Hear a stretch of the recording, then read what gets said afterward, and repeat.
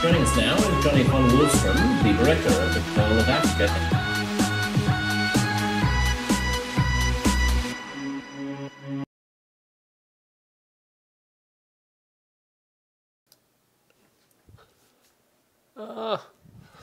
And it seems to be working so far. Okay.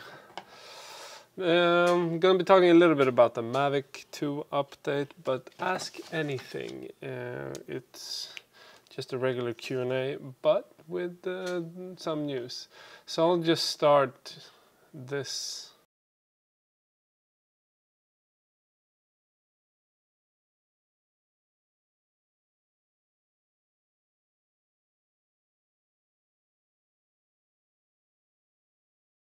Just tell you guys, like, we lost.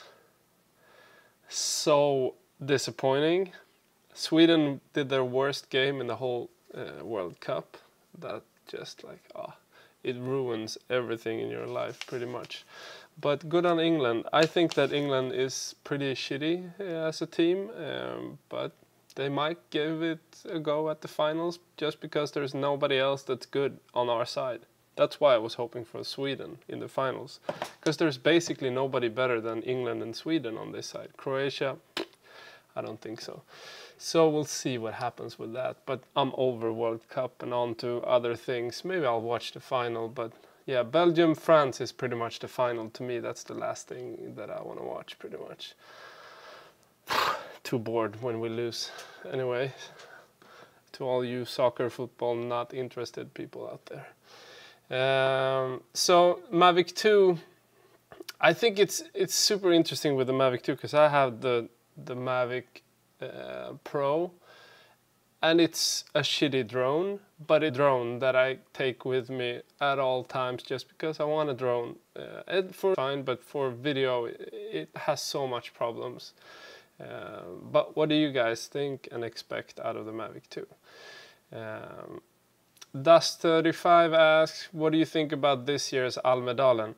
I actually haven't watched much of it. I actually worked a lot, like in recent, not in the past like 3 years, but before that I did work Almedalen like 3 years in a row or something. Both live streaming and doing like different stuff, but mainly live streaming and documenting the whole. For you that don't know what Almedalen is, it's like a plan where all the politicians come to an island and then they kind of just meet, talk, and it's like propaganda type of days for each party. That's like election year, like this year. Then you get the racist party and you get the Swedish normal parties with decent human beings also. Yeah, so it's pretty damn boring, but for whoever is interested, yeah, maybe it makes sense to watch it. I just think it's so much like overload of like propaganda, so I don't much attention to it. Yeah, that's my take on it. Hi, how do you make a career out of filmmaking? Kind of depends on what you want to do. If you want to make your films, it's a little bit different than if you want to make films for others. Like if you want to make films for a brand, then you would have to get like, actually it's this simple, whatever it is. In order for you to get to make stuff, you have to make stuff. So if you want to make a feature film, you actually need to have made probably 1 or 2 feature films, or you need to work with somebody who has. It's the same with commercials. If you want the top-end, high-end type of commercials, you need to make a couple of them in order to get them, which is kind of difficult because you won't get them without having made them. But that means that most people that get the jobs, they invest a lot of time and energy in making their projects on like no budget or with some budget. And then they over-deliver and make like references and passion projects out of that. And they kind of turn into projects that make money, an investment in order to get to that level. Simple as that, but yeah, probably a bit harder in reality. What size hat are you wearing? Like these are probably like normal sized, like pretty big head, normal size hats. I'm guessing this is a small hat though. The other one's probably like one size stuff most of the time. Okay, I have no drone mobile too. Why not talk about gimbals and cameras used either in phones or action cameras? Yeah, the reason I don't talk more about like mobile or smartphone or like iPhone videography or that type of filmmaking is just because I think that it's a limited way of making films. Like you can, if you want, make a film with an iPhone and it's gonna look pretty good. Like look at Steven Soderbergh or look at what's it called? The guy who made Tangerine, for instance, with an iPhone. Like you can get good results, better than like HDV and that sort of thing. What's that sound? But even though that's the case, the thing you won't get is a practical way of shooting a film. And you might like suffer through that when you have no other alternative. But as soon as you want to be professional and you want to make stuff, for instance, quicker, you have a time schedule that you need to keep to, and you need to make it as simple as you can to make films. That's what the whole like evolution of technology, it comes down to making it more simple for you to make films. I don't think that mobile phones does that. Like it's easy to film something, yeah, but if you have an alternative, if you can get a camera that costs 1K instead, it's gonna be better and easier to handle, and that's why I'm gonna pick it. Because for instance the sensor is too small, the light sensitivity in a phone like this is crappy. Even though this iPhone 10 is like a good quality camera, you can't really make it work simply in a production. That's why I kind of dislike the promotion of them, because I don't think that they cut it in terms of production. If you want to work professionally, there's also an aspect of people will, for instance, if you have a camera like this, most people will doubt you that you're a professional. So you might want to have an Ursa or an Alexa or a Red just for that case. And it can sound ridiculous, and I know it is, but at the same time it is what gives you a bigger budget and also gives you the opportunity to do like bigger and bigger projects, because you have a production that looks like a production is expected to look. So there are different things, but if you're an independent filmmaker, I think go out and make it with whatever you have. But I would definitely go with a Blackmagic Pocket Cinema camera rather than an iPhone. Yeah. But having said that, I think that I might be getting like equipment to try out, phone type of filmmaking. So we'll see. Maybe I change my mind after that. Let's see.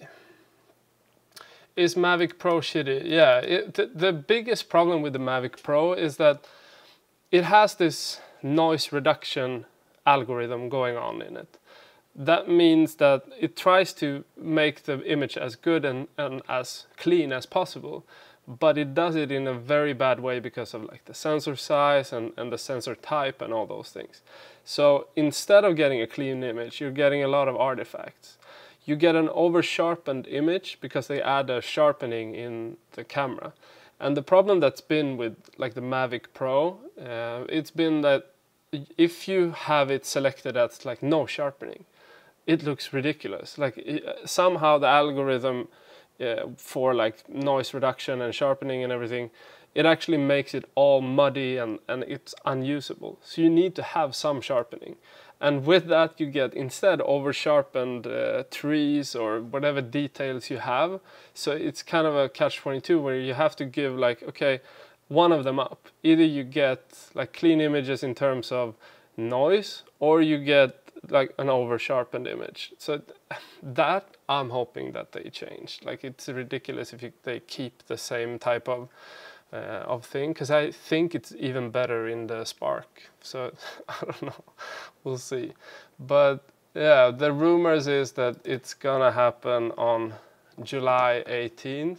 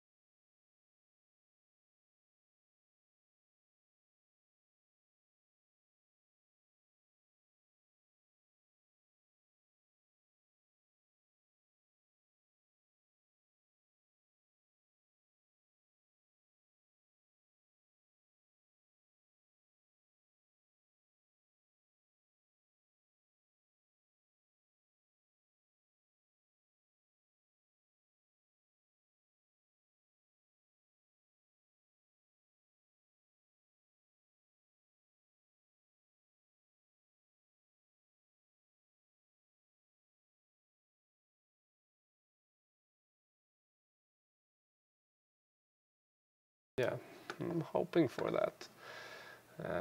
Let's see. Sound is gone. What? How is the sound gone? Okay, now I know why the sound is gone. I gave you the web page. That's why. Sorry. So, let me just show you this then. I was talking about like the whole gimbal and everything. Yeah, I don't know until I look at the comments. I don't know because I'm reading the page as well. So let me just fix the page.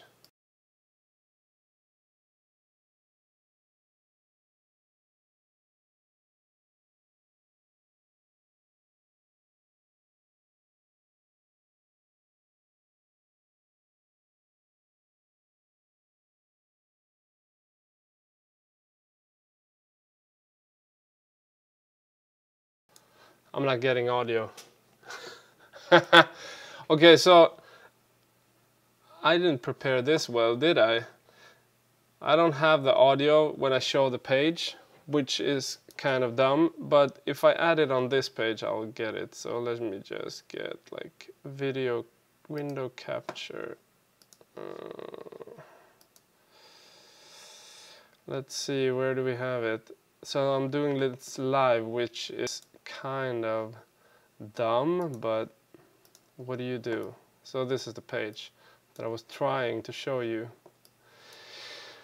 The specs is this.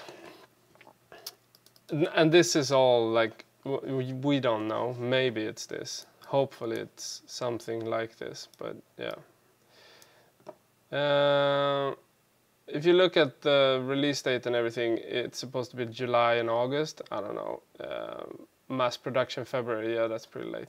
But what I'm just interested in is this whole thing with like, okay, the camera, 28 millimeters instead of 24, doesn't really matter that much to me. The interesting thing is like 4K video at 60 FPS, that's not so interested. But the fast bitrate is key to get better audio. That's where I should be. And then like low light performance, that's a really good thing, I think, because it was even like terrible at dusk, I think. Sharper lens could be an issue. That could be something negative. I'll say like that could be even worse, but I'm guessing that the whole noise reduction thing that they've had going on, because it was so bad. Sharper lens and then better dynamic range. Better dynamic range is key to me. Less noise, and then yeah, the 3-axis gimbal might be better. If it is better, then that's a really good thing. Just because that will just make it probably more stable in wind. And smoother, I guess, in general. That's what I'm guessing. I'm not sure.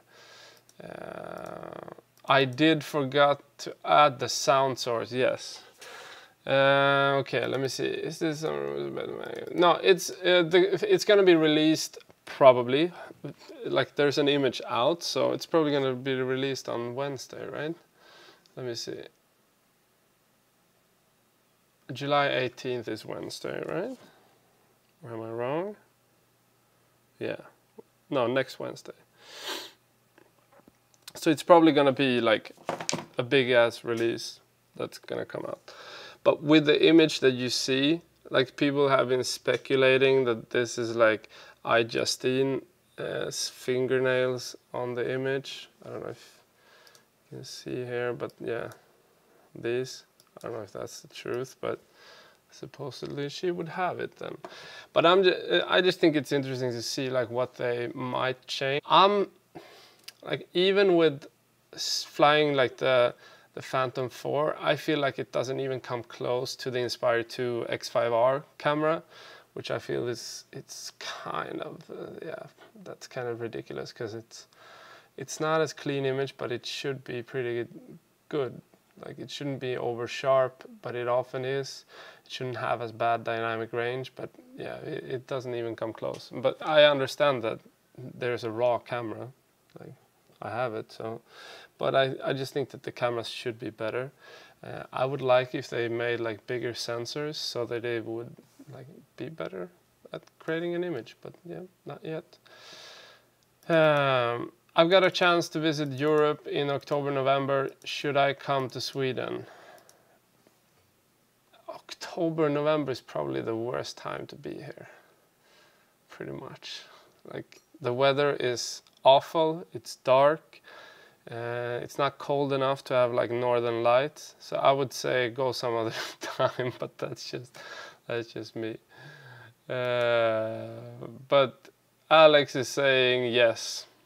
I'm saying maybe the worst time, but if you like dark, moody weather, rain probably, like imagine London weather most of the year except now when it's sunny, then that's what you'll get. So the price on the old one will drop. Yes, price on the old one probably will drop, but I'm guessing that it's gonna go out of stock, the Mavic Pro, pretty soon. But the tendency has been that it's still been there until it sells out. They don't kind of recall them or anything. They keep selling them, so that's a good thing, I'm guessing. But I think the Mavic 2 is probably like the go-to camera for a lot of people, just because it's a little bit more stable. It's still as compact that you can get it anywhere, as long as it delivers and is not as crappy of an image as the old one. I think it's gonna do fine. Yeah, Pocket Cinema 4K, I think it's amazing. I broke the GH5. So to all you flip nerds of screens, there is an issue with it. The Blackmagic doesn't have that, which I like. I also dislike it. It would be amazing if you could build one that actually is sturdy enough. But when this happened, because I've been waiting on this to happen, you just know when you get like a twistable type of screen that there's a big chance that this will break at some point. And now that it did, I'm just like, I probably don't want one anymore, because it's such a hassle now to send this in. I need to go and like give it away for a while and they fix it, and yeah, it's just a pain in the ass. So if you can avoid that, then that's fine. So what I'm gonna look at is probably like the pocket camera, and then have a small screen to just add to it to make it a compact system. I used to have the micro cinema camera. Unfortunately, the fan wasn't like super loud, but too loud to have like a mic on top and feel like you get good audio. And the thing is, when you put mics on the camera, because you're further away from the subject without having like a boom operator, you need to have like super clean audio to be able to boost it a little bit more. And the more noisy your camera is, the more that mic will pick up. So I just don't like that. But yeah, I'll probably use the Pocket as my main camera outside of like bigger productions. Ooh.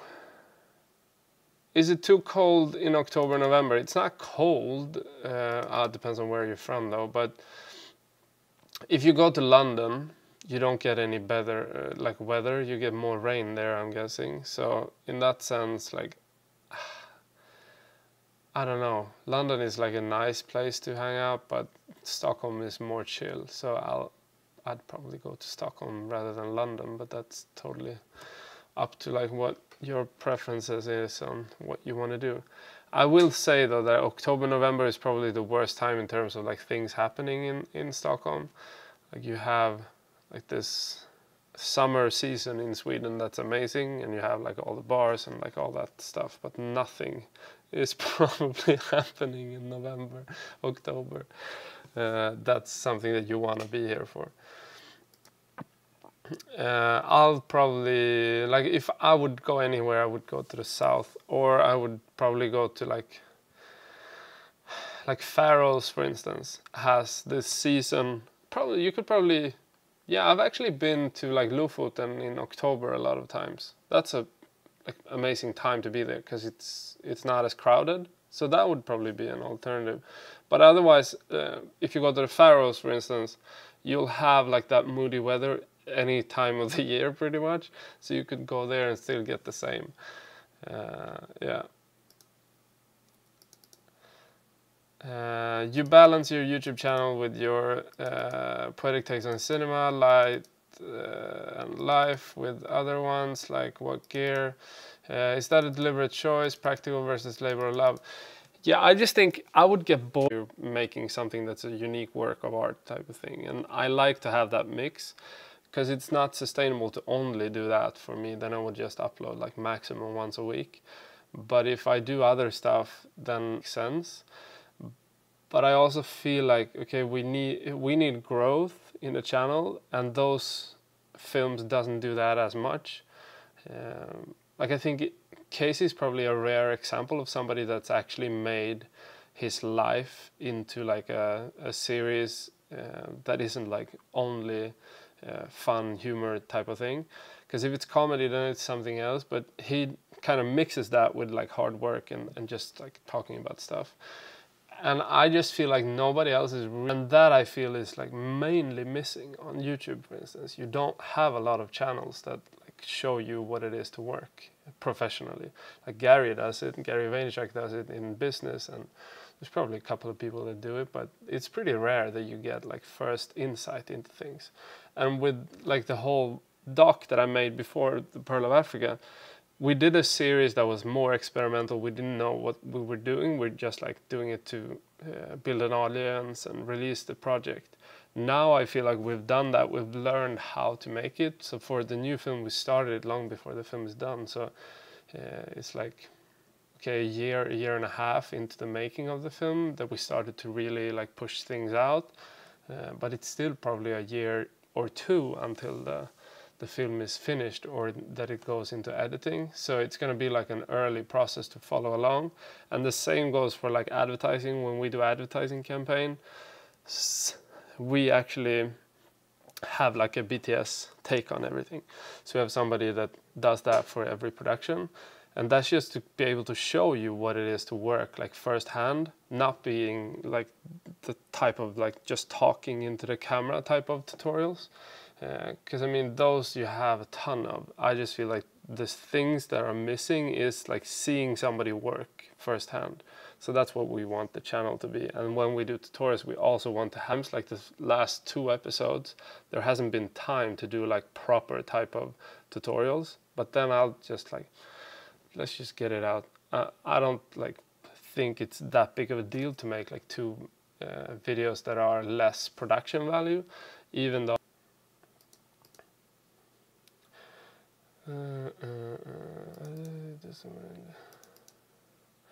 I will be glad if you do some more in-depth color grading tutorial. I have lots to learn from you.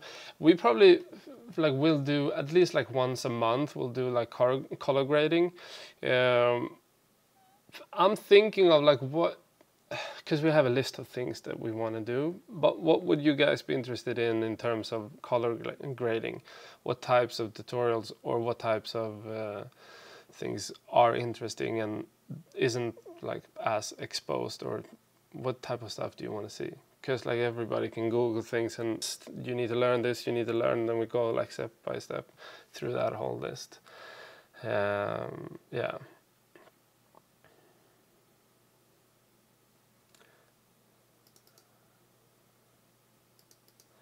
When you name Casey Neistat out of the blue, what do you think about Dan Mays? Like, I watched Dan a long time ago. I think it was when he was like vlogging, or he didn't do that much of vlogging, but he was hanging out with like Ben Brown, who I watched once he was like active a couple of years ago.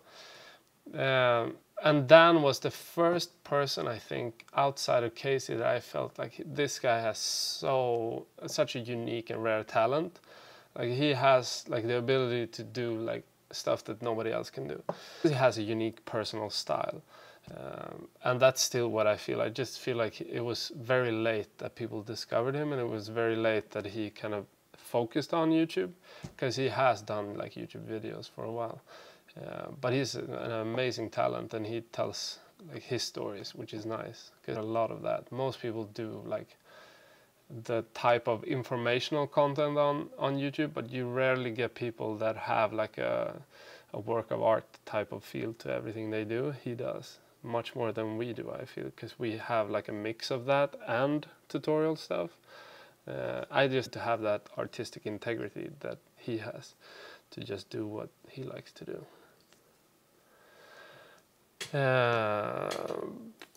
After working on a few short web-based docs, I'm about to start my first short film. I'm in the early research stages. Any tips? I'm also halfway through your Udemy grading course. Great work. I'm finally getting DaVinci. Oh, awesome. I guess, like, if you start a short film, it can be kind of difficult to like practically do it. I'm guessing it's docs. I think anybody that does it, like a first-time doc or any type of project, sometimes you want to do things, just do it quick and dirty and just get it out.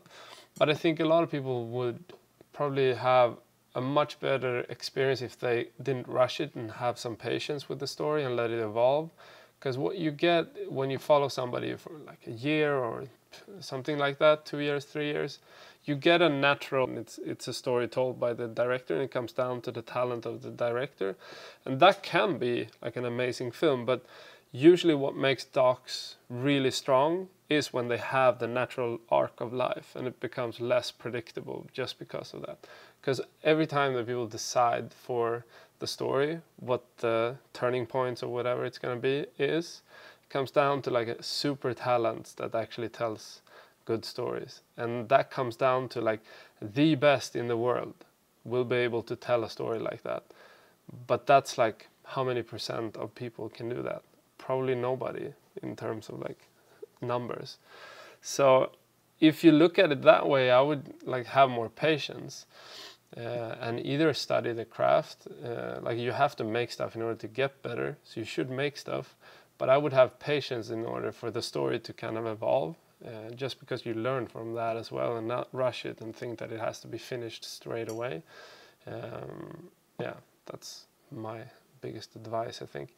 But also always focus on casting. Like spend so much time on casting to get exactly the right person, and don't rush that, because it kind of comes back in terms of story in the end as well. You'll get like a character that they have to work with more to get good stuff.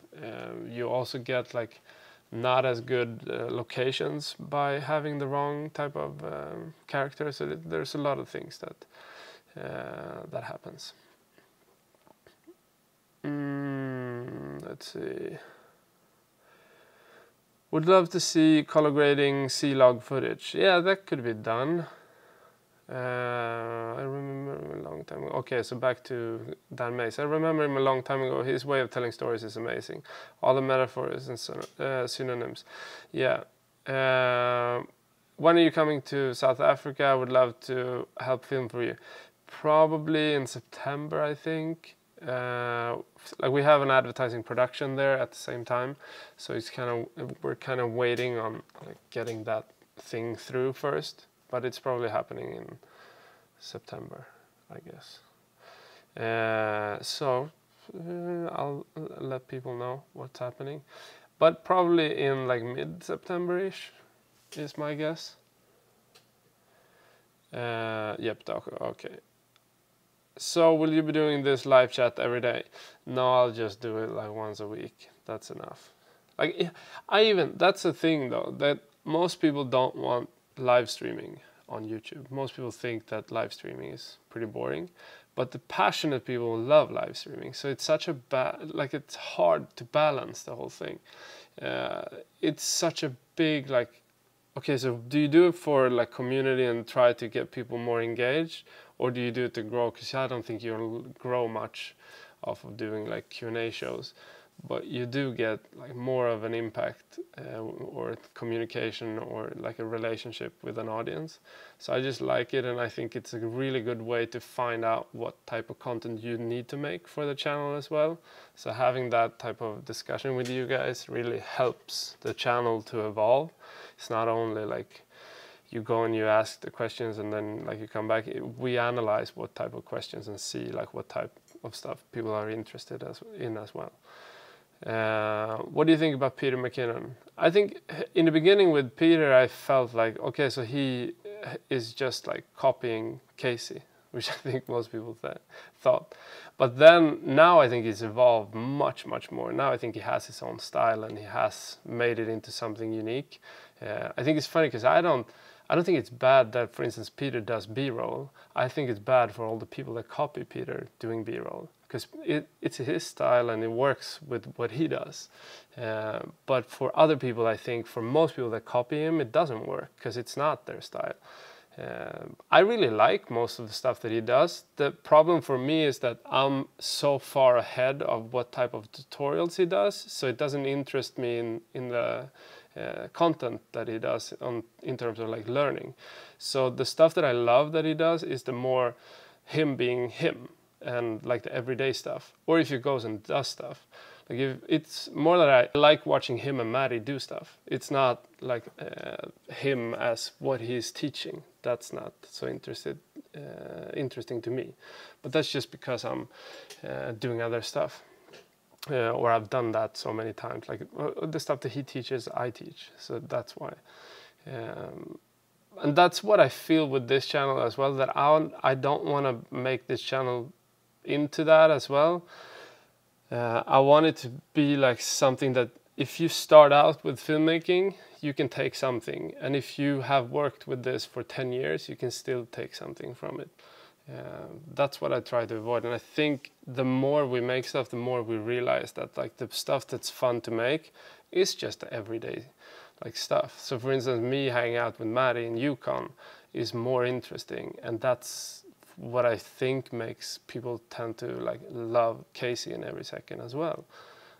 It's not what he is like talking about so much. It's more of just watching him live his life. And that I love about like McKinnon. He does that really, really well.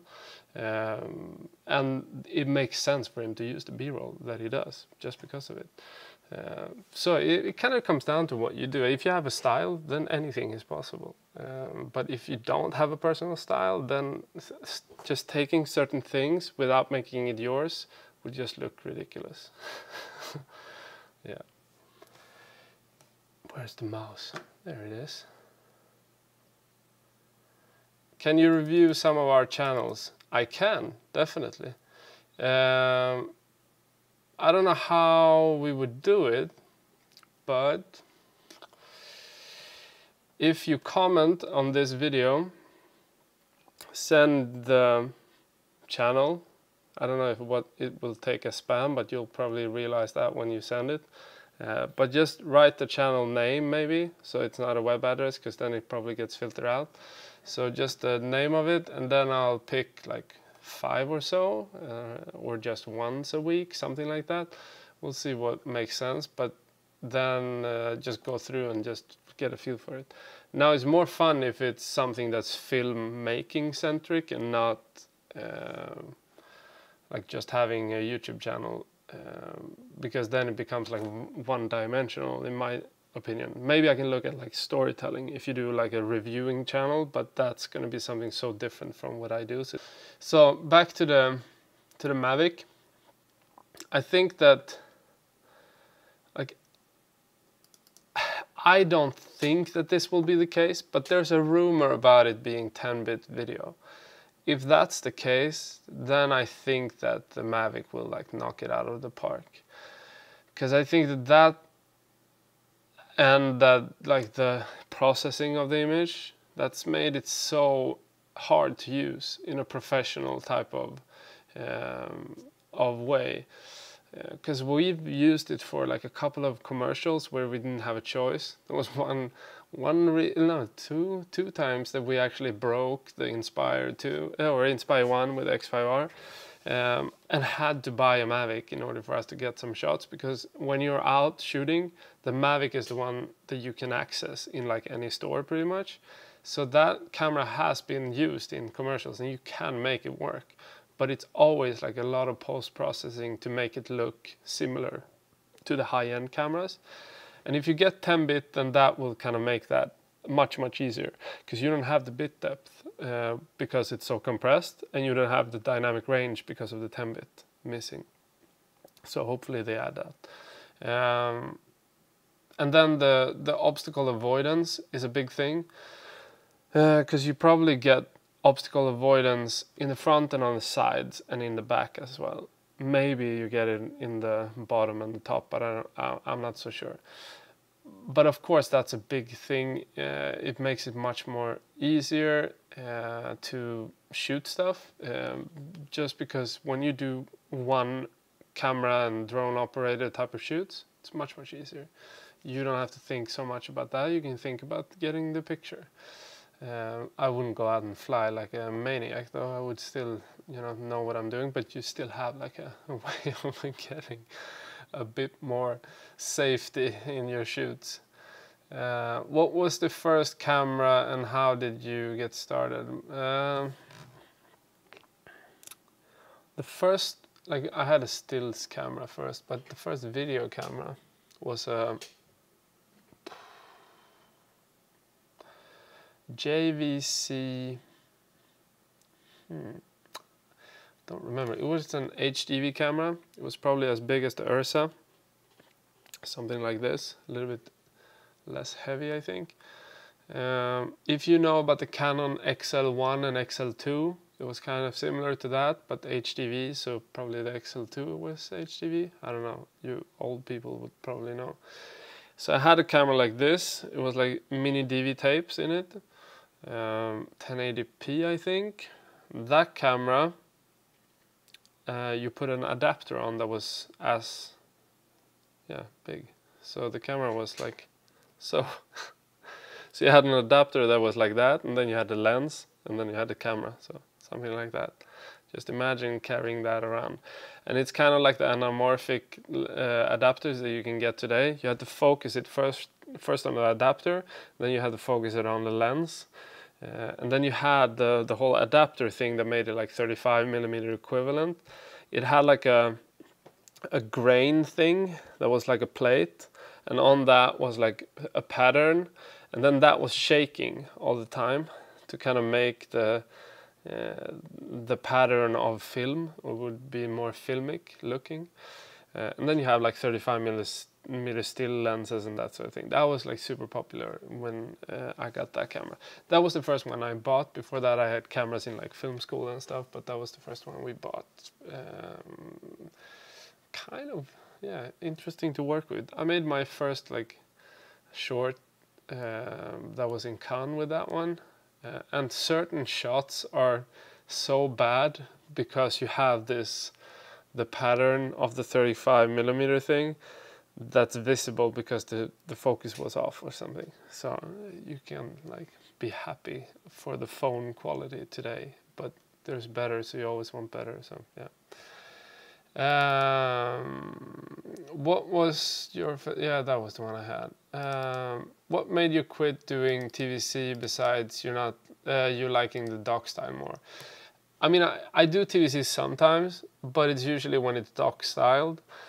So I just figured that there's so many people doing TVC work, like television commercials, but the thing is that it's so competitive and the budgets are pretty much like, okay, the high-end productions that are like really high-end, they still will be made, I'm guessing, like the Super Bowl commercials and that sort of thing. But there is a layer beneath that is kind of going away, and it's becoming like lesser budgets, and doing those, they demand a lot of production a lot of the time. So you lose a lot of money in the production just because it costs so much to make them. So we kind of figured that the range that we're in, about like 100 to like 130k-ish, that type of budgets. When you have those budgets, you don't have a lot of like expectations in terms of what a TVC is, like the regular big TVC commercials has. So you get a lot of less expectations, which means that you can have smaller teams and you can do much more freely whatever you like type of productions. A lot of that has become like doc style for us, but that made it easier for us to make also margins on the projects. So we do better margins because we have a little bit lower budgets, and I get that most of you think that it's huge budgets, but compare it to like a friend of mine that does budgets in the range of like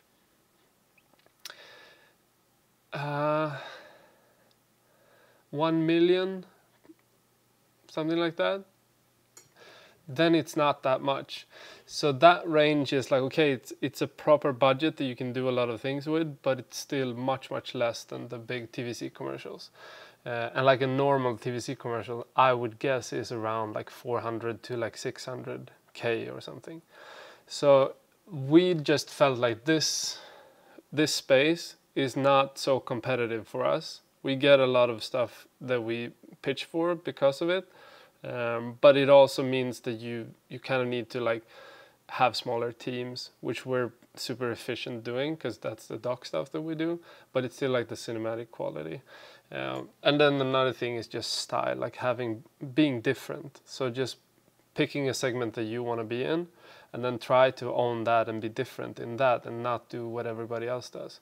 Because there's so many people that can do like pretty looking TVC commercials, like amazing stuff, and that can do like great treatments on that and to really sell it. But most of them don't know how to tell a proper story. And that's the stuff that we try to niche ourselves in, not just have like a pretty commercial and not just do stuff that is like what everybody else does. But like people that wants to do TVC, it's like a lot of money in that type of field. So I wouldn't say that it's a bad thing, but it's just something that we don't feel is worthwhile pursuing. Yeah.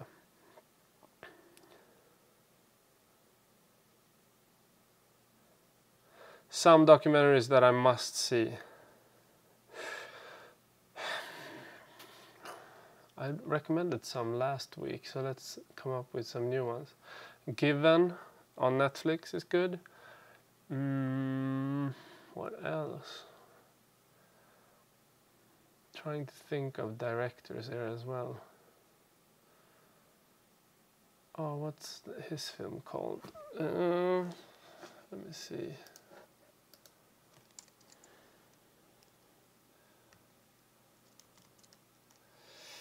Oh, I don't remember. There's this Swedish guy that I was at a festival with. Why don't I remember him? Okay, mine goes blank. What else? I would probably watch, like, it's hard to come up with documentaries actually, because I haven't seen that much in recent years.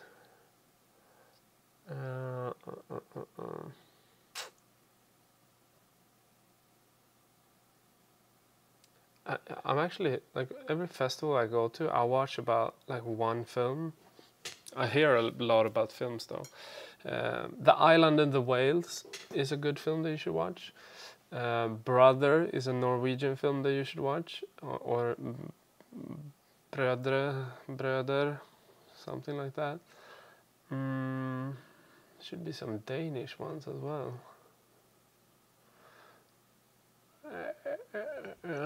I'll give you those to start with. I need to make a list probably, so I'm more prepared with these film references.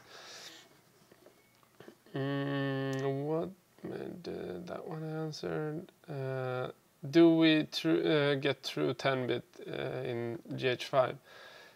I mean, GH5, even though it's 10-bit, it's a compressed format, and it's a bit noisier. I'm guessing the sensor is a bit noisier than, for instance, an Ursa that's at like 200 or 400 ISO or 800 even. It's a bit noisy and it's a bit more crappy, probably because it's a micro four thirds, but it is 10-bit. I think this is the best you would get in like a small camera for now. The Pocket will be much bigger, the Pocket 4K. That will be much better quality, but in terms of size, it's going to be bigger. So you need to think about that. I feel like this is a really nice size, and also because of the weight. So for that size, it's amazing what you get out of it, but you do have some issues with the noise sometimes, even though it's 10 bits. And that, yeah, it can be kind of difficult to get it to play with other material from like the Ursa if it's too noisy. Especially when you lose a little bit of detail sometimes as well because of the noise. So 10-bit, but with a little bit of When will the latest docu-film with Maddie be released, and what outlets? Like, that's enjoying the BTS a lot. That's actually a long way from now. The way that we work is like we went now and we shot. I've made like a sizzle reel or whatever you call it, so that we go now to like agents and we go straight to Netflix with, and we just pitch it to them, and then we get like, okay, we're interested, we're not interested, or whatever happens. And you always expect to get a no, but sometimes you get a yes, and then you get like production going. And if we get a yes, then it can take like a year or so. If you don't get a yes, then it can take like 3 years or so. That's the way it usually works. So it takes like a shitload of time, and that's why we want to have the BTS living while we do it, because it's much more fun to make something that's actually out there and it's like being made. But it's all about money. Like, we could, if we would have a YouTube channel that was the only thing that we did, then we could just go and shoot for like a month or two in a place like that and get the whole production done, and then we could do it on our own. But when we don't have that, then we have to kind of fund it in like the proper channels, which is kind of bad for us, but I think long term that's how we'll do it. We will just make projects and put them online instead of having it be like through a Netflix or something. But for now we just pitch it to them. That's probably going to be finished though now in the summer, and then we pitch it and then we'll see. But we'll also do a crowdfunding campaign soon to go and shoot again. Yeah, so watch out.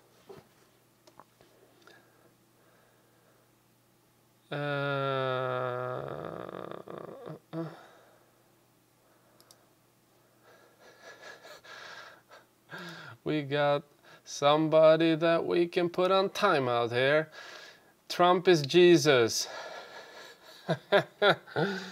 Yes, Hans Holtz. Bye bye. And it's not that you can't say Trump is a Jesus or something. You can, but you can't spam the thing with like 6 posts in like a second or so. Then you get put on timeout, man.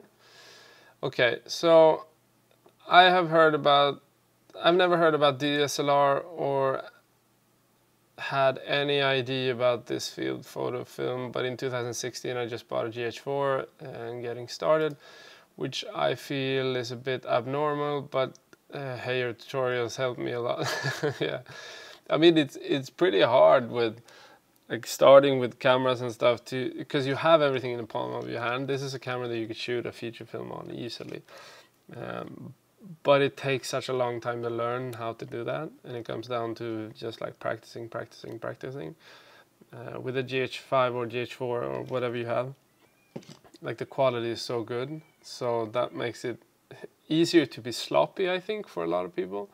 And they don't learn to like expose correctly, and they don't learn like how like when you do everything, when you grade and you edit and do everything through a whole project, you actually learn like what's really bad in these different stages. So when you edit, you learn, okay, I should probably have taken more B-roll, or I should probably have thought out what scenes I shot, or I should probably have tried to have like a narrative structure beforehand. And then when you do the editing, you also see like, okay, or the grading especially, you see like exposure, okay, this is off, everything in the window is like overexposed, or like what I see a lot on YouTube, like faces being overexposed. That's usually because you put it in auto mode. So the worst thing you can do is put it in auto. Just like do it manually and learn how things actually work. And watch as soon as you don't know something, like if you don't know how to expose something, it's so easy to just Google how you expose something with a camera. So I would just go all manual and try to get as much as you can, learn as much as you can about these things, like all the little things that is like exposing an image, working with like a histogram at least, but false color can also be like, it's much better, but it's much harder to learn. But histograms, at least knowing like, okay, things are clipping on this side and on this side are getting underexposed, trying to get it in the middle and getting a nice mountain there. Those things are really important to kind of have as aid, especially when you start out. When you have like a feel for a camera, you actually don't need to think about it so much, because you know when an image is overexposed or underexposed. But yeah, I would just like try to do everything manually. Now I just bought a C100 Mark II. Yeah, that's a good camera. It's a bit compressed, so you need to take care of like exposing correctly on a camera like that. That's the big thing. Okay, so I'm just gonna wrap this up, but I'm looking forward to the Mavic 2. I just want a drone that's that size. I think that if you look at the images of the drone, it feels like the sensor is maybe twice as big, which would be nice. It's kind of weird because it has this weird like oval type of shape, which I don't know, it maybe means that it's a much bigger lens. Hopefully it's a much better camera, and hopefully it doesn't compress everything. And 10-bit, kind of doubt it, but yeah, at least not as compressed as other stuff, I think. But I don't think we'll see 10-bit. I'll keep you posted on that. Yeah. Anything else? Nope. Take care, guys. And yeah, new video tomorrow. Okay, bye-bye.